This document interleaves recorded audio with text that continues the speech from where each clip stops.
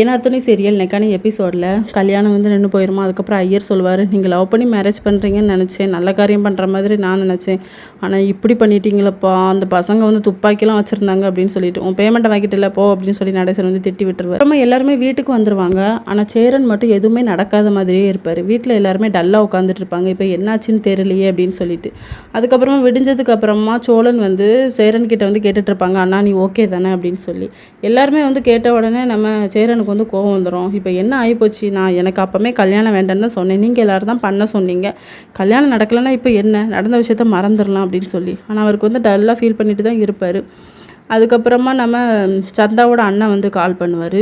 அப்போ நம்ம ஸ்பீக்கரில் போட்டு எல்லாருமே கேட்டுட்ருப்பாங்க. நானும் சந்தாவும் ஓகே தான், ஊருக்கு போயிட்டுருக்கோம், ஆனால் சந்தாவுக்கு வந்து இப்போ எதுவும் கல்யாணம் பண்ண மாட்டாங்க, அதை நான் பார்த்துக்கிறேன் அப்படின்னு சொல்லுவார். இதை எல்லாமே சேரன் வந்து கேட்டுட்ருப்பார். அவருக்கு வந்து ஒரு மாதிரி ஆயிரும். சந்தா அவங்கள கேட்டதாக சொன்னா அப்படின்னு சொல்லிட்டு ஃபோனை வந்து வச்சிருவார். அதுக்கப்புறமா நிலா தான் ஆறுதலாக பேசிக்கிட்டு இருப்பாங்க சேரன் கிட்ட. ஒன்றும் ஆகாதுன்னா நீங்கள் எதையும் நினச்சி ஃபீல் பண்ணாதீங்க, நீங்கள் 2 நிமிஷம் மனசு விட்டு பேசினாலே போதும், அதை வச்சுட்டு எதுவுமே நடக்காத மாதிரி நீங்கள் இப்படி நடந்துக்காதீங்க அண்ணா, இது ரொம்ப கஷ்டமாக இருக்குது எனக்கு ரொம்ப அப்படின்னு சொல்லி இதோட இன்றைக்கான எபிசோட் முடியுது.